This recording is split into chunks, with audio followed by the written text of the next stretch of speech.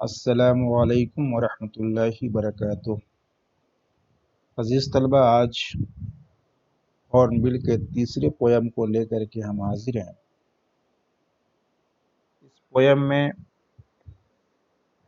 اس poem کا title ہے دا voice of the رین، اور پویٹ کا نام ہے والٹ وٹمین۔ شاعر بارش سے گفتگو کرتا ہے اور اس کی گفتگو بارش سے جو ہوئی ہے اس کو اشعار کی شکل میں انہوں نے بیان کیا ہے۔ بارش سے شاعر نے پوچھا ہے کہ تم کون ہو، تو بارش اپنی پوری حقیقت بتاتی ہے کہ میں برستی کیسی ہوں اور ہمارے برسنے سے کیا کیا فائدے ہوتے ہیں۔ سب سے پہلے شاعر بارش سے پوچھتا ہے ہو آرٹ دو۔ آرٹ کا مطلب آر، THOU، دو کا مطلب یو۔ ہو آرٹ دو کا مطلب ہے who are you. Figure of speech کے اعتبار سے اس کو آپ پرسونیفیکیشن کہہ سکتے ہیں۔ تو پرسونیفیکیشن کا مطلب ہوتا ہے کہ کسی غیر جاندار کو ہیومن بینگ کے منزل میں یا غیر ہیومن بینگ کو ہیومن بینگ کی منزل میں رکھ کر کے گفتگو کی جائے۔ یعنی غیر جاندار ہو اس کو جاندار کا روپ دیں، یا جاندار تو ہے لیکن وہ انسان نہیں ہے، لیکن انسان کے جو اوصاف ہیں وہ اوصاف آپ غیر ہیومن بینگ کے لیے ثابت کر دیں یا ان کے لیے بیان کر دیں، تو اس صورت میں فگر آف اسپیچ کے اعتبار سے پرسونیفیکیشنز کے درجے میں آتا ہے۔ پرسونیفیکیشن کا مطلب ہے کہ غیر جاندار کو جاندار کی منزل میں رکھ کر کے ہیومن بینگ کے اوصاف سے اس کو متصف کر دیا جائے۔ تو بارش کوئی گفتگو نہیں کرتی، بارش ہونے سے ساؤنڈ تو پیدا ہو سکتی ہے، آواز پیدا ہو سکتی ہے، لیکن وائس نہیں ہوگا۔ وائس اسی وقت ہوگا جب کہ کوئی بولتا ہو اور بولنے کی آواز آتی ہے۔ تو گفتگو کرنا یہ انسانی صفت ہے، لیکن اس انسانی صفت کو ایک بارش کے ساتھ شاعر نے متصف کر کے بیان کیا ہے۔ تو بارش کو ایک ہیومن بینگ کی جو صفت ہے اس صفت کے ساتھ متصف کیا۔ اس طور پہ بلاغت کی پرسونیفیکیشن کی جو تعریف ہے اس پہ صادق آتی ہے۔ شاعر کہتا ہے ہو آر یو، اے بارش تم کون ہو۔ آئی کا مطلب the poet, said I to the soft falling shower. Shower کا مطلب ہلکی بارش ہے، سافٹ فالنگ شاور ہلکی برسنے والی بارش، یعنی ہلکی بارش سے۔ میں نے ہلکی بارش سے کہا یا پوچھا تم کون ہو۔ گیو می این آنسر، بارش نے مجھے ایک جواب دیا۔ which is strange to tell as here translated، جس کو بتانا عجیب و غریب ہے، عجیب سا لگتا ہے، جیسا کہ یہاں اس کا ترجمہ کیا گیا ہے۔ یعنی شاعر نے جو گفتگو کے دوران جو محسوس کیا تو اسی کا ترجمہ یہاں پہ کیا گیا ہے۔ تو میں نے بارش سے پوچھا، یا ہلکی بارش سے میں نے پوچھا آپ کون ہو۔ give me an answer، تو اس نے مجھے جواب دیا۔ which is strange to tell as here translated، جس کو بتانا عجیب سا محسوس ہوتا ہے، جیسا کہ یہاں پہ اس کا ترجمہ کیا گیا ہے۔ نیچے بارش جواب دیتی ہے I am poem of the earth، میں زمین کا پویم ہوں، نظم ہوں، نغمہ ہوں۔ جیسے ایک شاعر گیت لکھتا ہے، کچھ اشعار لکھتا ہے، تو جو پویٹ کے پویمز ہوتے ہیں، یہاں پہ اپنے آپ کو کہا کہ میں زمین کا پویم ہوں۔ Said the voice of the rain, voice of the rain نے کہا، زمین بارش کی آواز یا بارش نے کہا eternal I rise impalpable out of the land and the bottomless sea۔ اور آپ نے کتابوں میں پڑھا ہوگا کہ بارش ہوتی کیسی ہے، زمینوں سے، سمندروں سے یہی پانی بھاپ کی شکل میں آسمان یا بلندی کی طرف جاتا ہے، اور بلندی کے جانے کے بعد یہی بھاپ پھر پانی میں، بادلوں میں کنورٹ ہو جاتا ہے، اور کنورٹ ہونے کے بعد وہیں سے برسنا شروع ہوتا ہے. اپنے اسی حقیقت کو یہ بارش جواب میں بتاتی ہے. ایٹرنل، ایٹرنل مطلب جس کی اینڈنگ نہ ہو، جو ختم نہ ہونے والی، ہمیشہ. ایٹرنل ہمیشہ. آئی رائز میں اٹھتی ہوں. آف دا لینڈ زمینوں سے. اینڈ دا بوٹم لیس سی. اور یہاں بوٹم لیس، بوٹم کا مطلب ہوتا ہے تہ، اور لیس کا مطلب جس کی تہ نہ ہو. سمندر کی تہ نہیں ہے، بغیر تہ کا سمندر. تو بغیر تہ کا سمندر تو نہیں ہو سکتا، کوئی تہ تو ضرور ہے اس کی. لیکن سمندر کی گہرائی بتانے کے لیے باٹم لیس سی کا استعمال کیا. یہاں پر بھی فگر آف اسپیچ کے اعتبار سے میٹافر، مبالغہ کا استعمال کیا ہے سی کے لیے. تو گہرے سمندر اور زمین سے میں ہمیشہ اٹھتی ہوں. اٹھنے کے ساتھ کیا ہے؟ امپیلپیبل آؤٹ آف، جس کو کوئی محسوس نہیں کر سکتا، جس کو کوئی چھو نہیں کر سکتا. امپیلپیبل آؤٹ مطلب وچ کانٹ بی ٹچ. کہتا ہے ہمیشہ میں اٹھتی ہوں زمینوں سے اور سمندر کی گہرائیوں سے، جسے کوئی چھو نہیں سکتا. اٹھنے کے بعد کہاں جاتا ہے؟ Upward to heaven. ہیون یعنی آسمان کے طرف جاتا ہوں، بلندی کے طرف جاتی ہوں. وینس، وینس کا مطلب فرام ویئر، جہاں سے. Vaguely form all together change and add the same.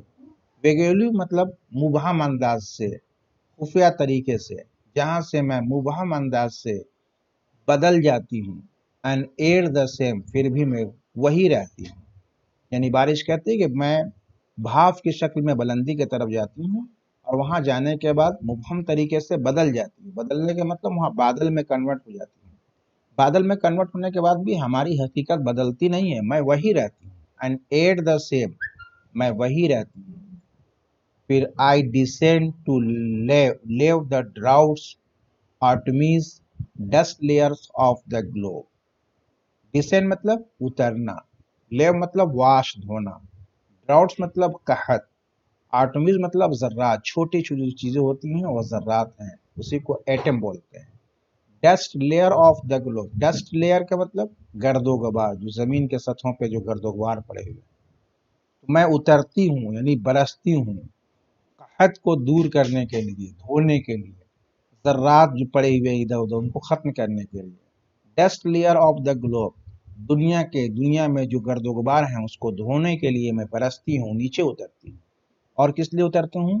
And all that in them without me were seed only latent unborn. Latent مطلب جو چھپا ہوا ہو، مخفی ہو. Unborn جو پیدا نہ ہوا ہو. اور وہ تمام چیزیں جو اس کے اندر ہیں، یعنی زمین کے اندر ہے، جس کے میرے بغیر وہ ہمیشہ چھپے رہ سکتے ہیں، وہ آگے اپج نہیں سکتے، بڑھ نہیں سکتے ہیں، میں ان کو بھی کیا کرتا ہوں؟ اس میں زندگی دیتا ہوں. And all that in them، اور جو تمام چیزیں اس کے اندر ہیں، جو وداؤٹ می میرے بغیر، وہ دانے کیا ہوتے ہیں؟ چھپے رہتے ہیں، انبورن اور بڑھتے نہیں ہیں. ان کو بھی میں بارش دیتا ہوں، پانی دیتا ہوں، تاکہ ہماری پانی کی وجہ سے وہ بڑھ سکے، پیدا ہو سکیں. And for ever by day and night, day اور نائٹ، صبح و شام یعنی ہمیشہ. I gave back life to my own origin, میں اپنی اصل کو، اپنی جائے وطن کو میں زندگی دیتی ہوں. تو چونکہ وہ زمین، جو پانی برستا ہے وہ زمین سے ہی بھاپ کی شکل میں اترتا ہے، کیونکہ زمین ہی اس کا جائے وطن ہے. تو اپنی اسی زمین کو کہتا ہے، اپنی جائے وطن کو، اپنی اصل کو میں ہمیشہ زندگی دیتی ہوں. And make pure and beautify, اور میں اس کو خالص بناتی ہوں. اینڈ بیوٹیفائی، اور میں اس کو خوبصورتی دیتا ہوں، اس کو خوبصورت بناتا ہوں. یہ بارش کے سارے جوابات تھے. پھر شاعر اپنے گیت کو، اپنے نغمہ کو اسی بارش سے کمپیئر کرتا ہے، کہ جیسے بارش زمین سے اٹھتی ہے بھاپ کی شکل میں کنورٹ ہو کر کے پھر برستی ہے، اسی طریقے سے جو شاعروں کے گیت ہیں، جو ان کے نغمے ہیں، یہ بھی شاعروں کے دل سے نکلتے ہیں. اور دل سے نکلنے کے بعد یہ بھی ادھر ادھر پھیلتے ہیں، کبھی اخباروں میں، کبھی کاغذ کے ذریعے سے دوسروں تک پہنچتے ہیں. لوگ اس کو پڑھتے ہیں، پڑھنے کے بعد کچھ لوگ اس کو پسند بھی کرتے ہیں، پسند نہیں بھی کرتے ہیں. جو لوگ پسند کر کے اس کو اپریشیٹ کرتے ہیں، ان کی تعریف کرتے ہیں، وہی شاعر کا ریوارڈ بنتا ہے. तो बारिश के तरीके से शायर ने अपने जो पोयम है उस पोयम को भी कंपेयर करते हैं।